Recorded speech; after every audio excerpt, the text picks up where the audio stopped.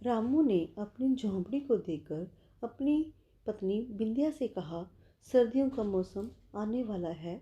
सर्दी आने से पहले ही झोंपड़ी को थोड़ा ठीक कर लेना चाहिए। कुछ गर्म कपड़े और गर्म बिस्तर का भी इंतज़ाम कर लेना चाहिए।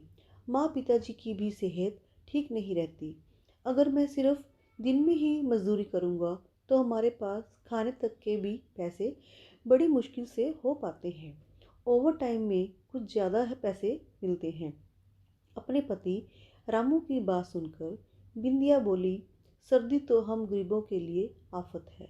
अगर आप ओवर टाइम करेंगे तो तबीयत खराब हो जाएगी। रामू बोला, कुछ नहीं होगा। अगर ओवर टाइम नहीं करूँगा तो हम कुछ बचत नहीं कर पाएंगे। रामू जल्दी काम पर चला जाता और आधी रात तक ओवर टाइम करता। एक महीने में रामू ने कुछ पैसे की बचत कर ली। रामू बिंदिया से कहता है, अब हम झोंपड़ी को थोड़ा ठीक करवा सकते हैं। कुछ गर्म कपड़े और गर्म बिस्तर भी ले सकते हैं। किस्मत को कुछ और ही मंजूर था। पिताजी बीमार पड़ गए। उनको अस्पताल में दाखिल करवाना पड़ता है। जो बचत रामू ने की वो पिताजी के इलाज में लग गई। बिंदिया रामू से बोली, अब झोंपड़ी और गर्म कपड़े का क्या होगा? कैसे झोंपड़ी ठीक करवाएंगे? कैसे गर्म कपड़े और गर्म बिस्तर लेकर आएंगे? सर्दी तो शुरू हो चुकी है।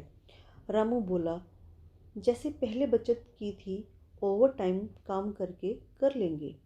बिंदिया बोली, अब तो बहुत ठंड शुरू हो गई है। आपके पास तो कोई गर्म कपड़ा भी नहीं है। रामू बोला, रात को काम करते हुए ठंड नहीं लगती।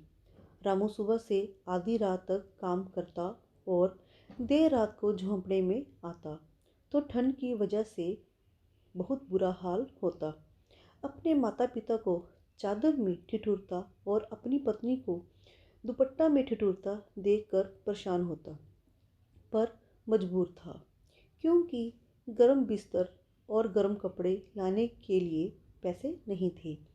एक दिन रामू जहाँ काम करता था वहाँ का सेठ बोला, रामू तुम गर्म कपड़े क्यों नहीं पहनते? रामू बोला, साहब हम गरीब लोगों के पास दिहाड़ी से सिर्फ खाने का ही बड़ी मुश्किल से इंतज़ाम हो पाता है। इतने महंगे गर्म कपड़े कहाँ से खरीदे?